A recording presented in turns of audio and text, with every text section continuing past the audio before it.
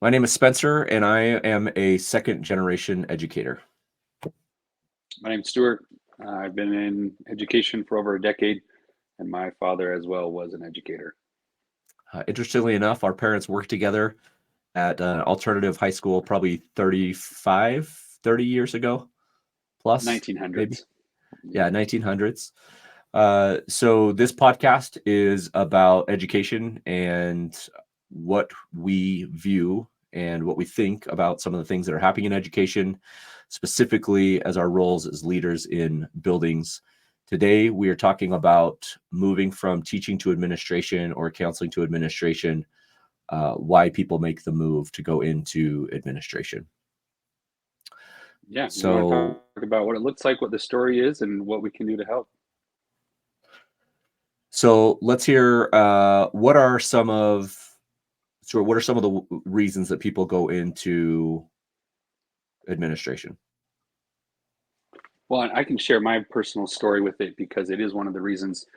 It might not be the most common reason that people do, but growing up with my father being a high school administrator, it was something that first I swore off I would never ever do. And of course, never say never because that's when it happens. And once I decided to go that route, I realized I didn't want to be just a teacher. I wanted to go in administration. I wanted to be a principal like my dad had been. And so from day one, I was telling people, I love teaching. I'm in it, but our district requires 5 years and you can move into administration. So that was always the plan. Oddly enough, I would get some really mixed responses from teachers. They would always say, "Oh, you want to go to the dark side?" And I'd be quick to remind them, "We need good administrators. They make the difference." And then they would give me that, but it was interesting their view of it when I mentioned that I did want to move over. What about you, Spencer? So you're talking about fellow teachers gave you a hard time about going into administration. Oh yeah, yeah. They call it the dark side, and because I Right. was so No, open no, I've and been honest here. about it, they like to harass me a little bit about it for sure. So my path is a little bit different. But I mean, so I started education late. I was not like a born teacher, and maybe in the back end, there was the things I was learning, but I started off in small business and kind of entrepreneurship, and got into education as a more secure um, way to sustain ourselves. Right, our business did really, really well. And in fact, I think it's at some point that made me a better teacher because I was not stressed about certain things um, that a lot of other teachers work through.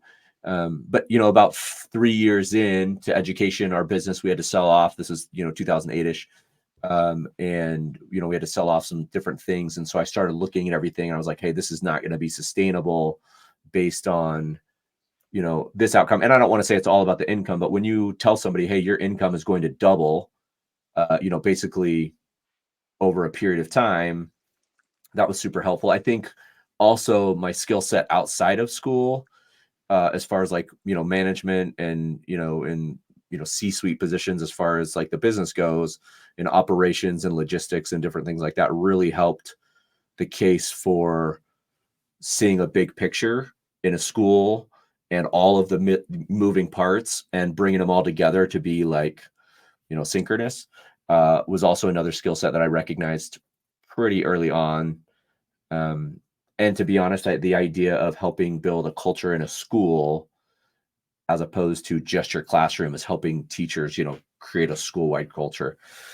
I do think there's other reasons. You and I have talked about this before. I think there are, people like you that have just decided from day one, like, hey, this is my track. This is where I'm going. This is what I want to do. They're pretty open about it. I think there are some people that do it because of, the financial benefit and and I don't want to say this because this is not me, but the assumed power that comes along with that position, right? There's this like perceived power that comes along with it. And then when you get there, that That's why power you're on kind the of, other side. yeah, and then it disappears, right? Um, Yeah.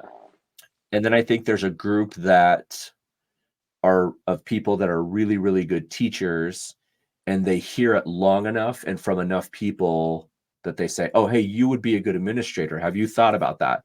Well, no, I've never really thought about it, but I maybe I guess I could. What would it require, right? And then they talk about going back to school or getting a master's or doing, some of those things.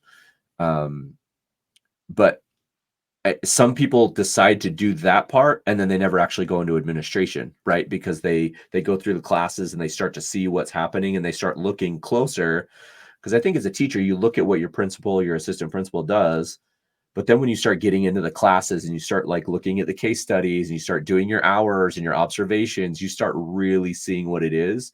And I have probably 10, 15 friends that went through the program and are licensed to be administrators, but they've either said, nope, I'm good. I'm good where I'm at. And just kind of stopped. Right. So, I mean, I think there's a lot of Yeah. that. Well, and One I of the things definitely that you think talked it. about, Go go ahead.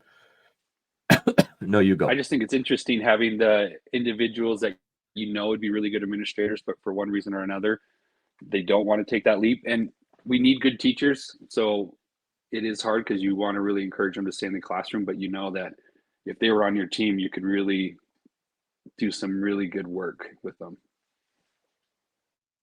Oh, absolutely. I think about that all the time. I mean, there's teachers right now that work at my school and previous schools that I'm always like, "Hey, have you thought about this? Like, you would be phenomenal." No, I don't want to do that. Um, so one of the things that you talked about that I think is the hard part about the transition is there is an absolute definitive, you're a teacher on this day, you're on this side of the fence, and then you become an administrator, and then the next day you're on the other side of the fence with your friends, your teachers, other people that you know in the district. You've basically gone to the dark side. Um, did that did that affect you? Because I feel like it affects peer relationships a lot, and a couple other things that I'll bring up. But how'd that affect you? I think I got pretty lucky transitioning to the school I was placed at because I still had some friends that they didn't care that were fellow business teachers at that school. But for the most part, it was a big challenge. I was still a young teacher, and so I was a young administrator. And I remember the first time I walked into the faculty room during lunch and crickets. Everyone just stopped talking, and I'm sure they weren't even saying anything. But all of a sudden, there's an administrator there, and so they immediately stopped talking. And for me, I was like, okay, yep, uh, this is the difference. This is the change for sure.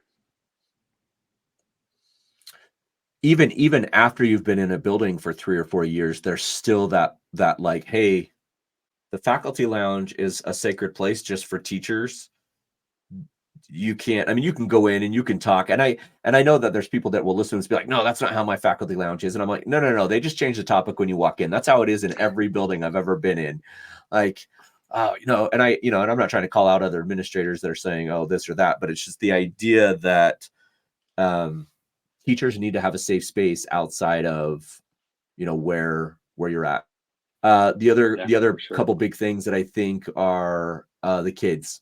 So how did you handle that transition with not being around the kids in your classroom? That was really hard for me because I have a face that looks angry when I'm just resting my face, not engaged with anything. And being in the classroom, it was a little rough at first, but the kids really got to know my personality, and I was very clear about it. And so quickly they got to know, okay, that's just Mr. Hudnall. He looks angry. He's not angry. Being an administrator, it's changed the game because oftentimes kids only see me for a brief minute in the hall, and so I really try to make sure I have a very positive and happy outlook. But there's lots of times I'm walking in the hall deep in thought, and I look angry, but I'm just on cloud nine thinking about things. And so I've really had to be a lot more conscious about what that looks like. And I've really had to go out of my way to get to know kids and have them get to know me, where in the classroom, it almost just naturally happened because they're a captive audience. We were stuck together for 80 minutes, 90 minutes. So we got to know each other. Yeah. What about you? So yeah, it's the same. I mean, that's honestly been the hardest part about moving to administration, and you get to know kids and it's in a different way and it takes a little bit longer, but the idea of being in a middle school, 7, 8, and 9, you see those kids every day for 45 minutes, right? And some of the kids that I worked with, I had as a teacher in 7th grade, and then again in 9th grade when I switched. And so some of those kids, like I had for 2 full years, and then I followed them all the way up through graduation, and like went to graduation, and now I'm going to like weddings and different things like that. There's the part of being an adult in the building that they know cares about them. And I know that administrators do that as well. And I'm not saying that I don't do that now. It just takes a longer period of time. Yeah. One of the things that working with kids, right, whether, in elementary, it's 6 years, in the middle and a high school, being an administrator, you get to work for kids if you're divided by alphabet for 3 years. So you can really get to know groups of kids and families potentially. And that was one of the things that I love too about being an administrator, seeing families come through. Like over a 4-year period, you could see 3 or 4 kids come through and connect with families on a deeper level. But it's still, and I think if you talk to anybody, well, not anybody, I don't want to put everybody in one box, but the idea is that's one thing that they miss the most, because you can't create relationships with kids as an administrator, but it's a different relationship than when you were a teacher. Yeah. And I don't know if I can put my finger on exactly what it is. So the other thing that we had talked about before is the skill set. So now, as an administrator, when you go from the classroom to be an AP or a principal, is you're now working with adults a lot more and problems with adults, but you're also dealing with, specifically if you're an AP, the general consensus for APs, right, or vice principals, is that they are working with behavior. And so that's a whole new skill set. What skill sets did you recognize that you were missing, or that you had to work on when you went from being a teacher to an administrator?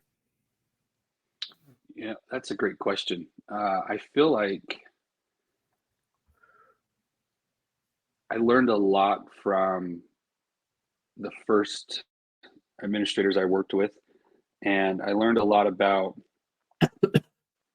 connecting and working with the students differently. Because as a teacher, like you said, you see them in a different way, and they see you in a different way. Every step you move up the ladder in leadership in schools, you move one step further away from the kids. And I feel like because we're one step more removed from the kids, the teacher is viewed as that authority figure, but principal, assistant principal, even more so. So there's that second level of authority that you kind of have to break down a little bit so the kids can see you as a person, a human being, and want to make that connection. Uh, it was for me, it was learning that skill of how to discipline a kid, but also maintain a relationship with that kid. Because it's easy to yell at the kid and burn every bridge and send them on their way and just wipe your hands of it. But I really wanted to try to make sure that every kid that walked out of my office felt hope for the future and that I had their back, even though I did have to suspend them. So it was learning a lot of those skills. What about you? Um, so there's a couple, right? So one, I think for me was, even though I was a language arts teacher, and I loved communicating and writing and all that stuff, it was how to be more concise with the message I was sharing and the information I was sharing with parents and kids and students and different things like that. Is that they don't need to know everything. They just really needs to know what is concerned them. And I know that sounds weird, but I remember sometimes, me wanting to explain all of the reasons why why this was happening to this student. And I really didn't need to, right? There's times when it's like, hey, you know what? I understand that you want to know more, but these are the policies. These are the rules. This is where we're at. I'm sorry. So there was that one. And then my ability to, and I still have a problem with this skill and I'm still practicing on it, is the ability for me to say no. I don't know all the answers, but let me find out. Or no, I don't have the time to do that. Let me send you to someone who can do that. Specifically, I think it is a skill to say no, not because you don't want to help people, not because you don't want to do the things that they need, but there are times when if you just say yes to everything and kind of try and become a people pleaser, you end up disappointing everybody because you're not giving everybody your full. And this is more the adults in the building with all the chaos that happens in a middle school or even a high school, right? Which is even more than a middle school, just because of the sheer number. So I think those are things that I am still learning. But so is there anything preparation wise, right? So let's say you're a teacher listening to this podcast, and you're like, hey, I'm thinking about going into administration. What was the most helpful thing? Because I know there's things that everybody has to do. As far as like, you got to get a Yeah. master's degree, you got to do some observations. What are things that you were like, oh, I have kept that for the past 10 years because it was so amazing? The biggest thing for me was creating the network, creating those connections. On my prep period, I oftentimes went down to the main office to talk with assistant principals or principals and pick their brain, even just shadow them during my prep so I could see what it was like. Uh, I asked a lot of questions, and there were some administrators that got really bugged with it, and so I learned not to ask them a lot of questions. But there are others that loved it, and they still had that teacher spirit being an administrator, and so I would sit and pick their brain. I would ask them all the time, like, what do you do in this situation? How do you handle this situation? Or they would tell me what was going on in the school and how they were handling the situation. So for me, building that network has been really helpful. Um, the biggest thing, though, was being a leader in the faculty.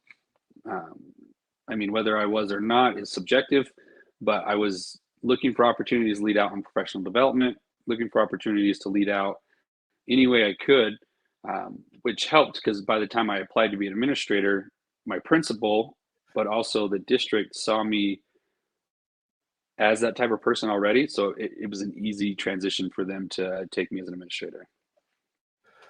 So I think that last one, to be honest, was one of my key takeaways that everybody I recommend. And now I've had, interns come and kind of watch and follow and, be the mentor for. But the idea, I mean, we're in a larger district, right? So we've got 57,000 kids in our school district, and we've got, 55 schools. And I think there are times when teachers may think, oh, nobody knows who I am. They have no idea what I'm doing. If you're doing awesome things, people know what you're doing, right? And that's, I mean, if you're doing awesome things, people will hear about it. They'll know about it. They'll find out about it. And I think there's a difference You between. also got to figure out how to sell yourself a little bit, though. Right. So there's this part, right, where I was just leading into is there's like the over the top, like I'm the greatest thing ever to kids. And then there's this kind of smaller, humble piece. It's like, hey, I'm doing my best, and this is why it was awesome. It's all about the kids. Yes, I might have put this together, but this is really all about the kids, right? So it's like deflecting that praise or defect. But you're right. You've got to have somebody kind of be your advocate. If you're a teacher right now in a building and maybe it's not your principal, then get an assistant principal or somebody that you trust in your district or whatever to kind of give you shout outs, but do things that are make a difference for kids. That's what people want, right? Most districts don't hire teachers to be just assistant principals. What they're really doing is they're looking for assistant principals to build and mold so they can be principals and kind of be the future leadership of the district, right? Now, that's not to say that some Yeah. people, by their own choice or whatever, have. I just disappeared, so let's see if I can do my settings really quick.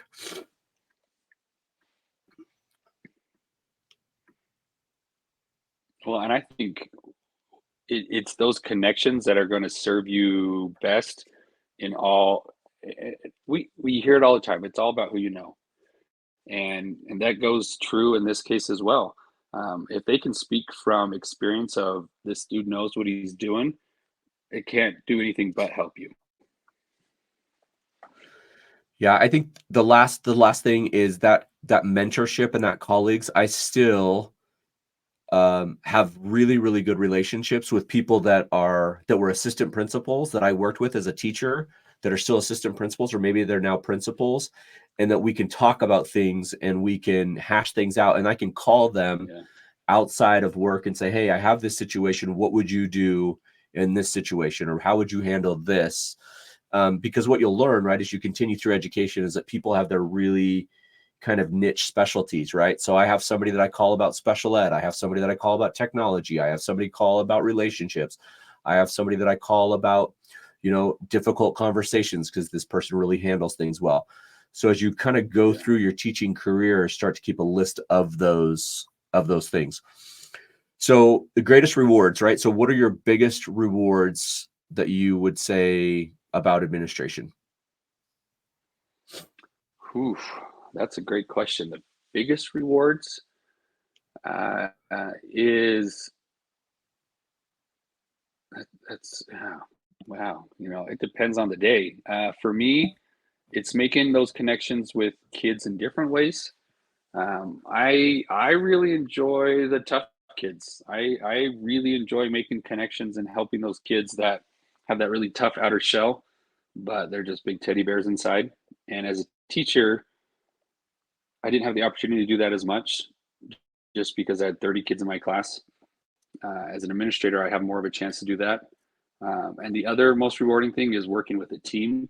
I had my department as a teacher, but we kind of had our own spheres. And as an administrator, you can't. You're working as a team. So for me, that's my favorite for sure. What about you? I've got a couple. So I think one of the most rewarding, right, is working with, whether it's a difficult student or not, over a long period of time and watching them change and become a better version of themselves, right? Or a better version of themselves. And working with the parents and having meeting with the parents or the siblings or the teachers and working on behavior plans or different things like that. And to watch a student kind of grow and become this fantastic human being. I think that's one. I think the other one, like you said, is the relationships that you have on a team. There are moments that you have as an administrator that you cannot replicate as a teacher, where things happen and the 3 or 5 or 4 or 2 or however many administrators you have in your building bond together, and it becomes like this moment, right? This core memory of the team that you'll forever be bonded around this one thing or multiple things that you do. So I think that's one. And my third thing, I think for me personally, um, is the ability to help teachers become better teachers, right? As a school leader, your job is also to be an instructional leader. So whether that's coaching or mentoring or whatever you call it in your district, to watch a new teacher or a veteran teacher that struggles with something new and help them get through that is really, really rewarding. And that doesn't always happen from teacher to teacher unless you're a coach or something like that.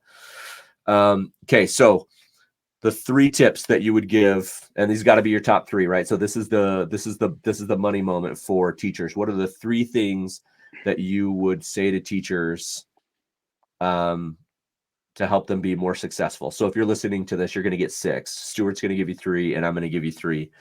And we just put each other on the spot because we didn't have this So planned I'm out. giving it So to teachers to be teachers or teachers wanting to be administrators, administrators. yeah. So this is people that have just made the jump or thinking about the jump. Let's say you're in year 1 as an administrator, or you're in your program trying to become an administrator, or you're thinking about going into administration. Those are 3 different areas, but Okay. let's just say 3 things that you would give a first year administrator.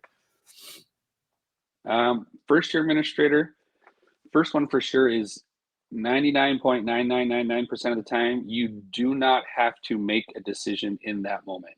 You can tell them, I need to talk to my team, even if you don't have a team there. You can use that as an excuse to step out, collect yourself, bounce ideas off people, and make sure you're making the right decision. That was really helpful especially a first year administrator where you feel a lot of stress because there's so much you don't know, so much policy, procedures, all of that. Um, Giving myself permission because an older administrator gave me that permission of, hey, you can step out and you can talk to us anytime. I used it all the time, especially when big things would come up. I would say, you know what? Let me go talk to my team, and then we can make a decision from there. Second thing, figure out how to maintain a relationship with a kid even when you're suspending them. It looks different for every kid. Every kid responds differently, but what can you do so that kid doesn't think, oh, Mr. Hudnall hates me? Um, I think if you can do that, that's what it's all about, is relationships. Third thing is get into as many classrooms as you can. I don't care if it's for 2 minutes, 5 minutes, get in as many classrooms as you can, because it's easy to get stuck in the black hole of the main office. And I always find that Right. I like my job more when I get out. So what do you got? Okay, so some of ours might overlap, but my number one, right, is to go into your leadership position with a service leadership attitude. Your role as an administrator is to serve the community that you live in, and that will change, right? So the school, the parents, the teachers that you live in. So that's to go in with that, is to serve others. Number two, very similar to Stewart's number three, is but absolutely be visible everywhere all the time. And one of the things that you'll find is as you're visible in the hallways out of your office, is that you will solve problems before they come to you, and it will help you feel um, Amen. it will help you feel better about your day, but it'll also build trust and care from your faculty and staff. So I'm not just talking about teachers. I'm talking about your custodial staff and your ESPs and your nutrition staff and all that. So number two, and then number three, for me, is have some sort of plan going into your administrative ship, right? Whether it's an internship or your first year as an AP, is to set some goals before you get there, to kind of make sure that transition goes well. Whether that's a 100-day plan, whether it's an organization plan, whether it's a motto or a creed or a manifesto that you're going to kind of live up to, come up with something that you can look back to at all times and say, okay, these are my core values, and I did not break those today or dishonor those core values, and just move forward from there. So Cool. that I was love long. it. Okay. Let's do it. Okay. Awesome. Thank you for listening to the School Story Leadership Podcast. This is the beginning of something beautiful, we hope. I'm Stuart Hudnall. I'm Spencer Signing Campbell. Thank you off. for listening. Thank you for listening. We'll see you next time. Peace.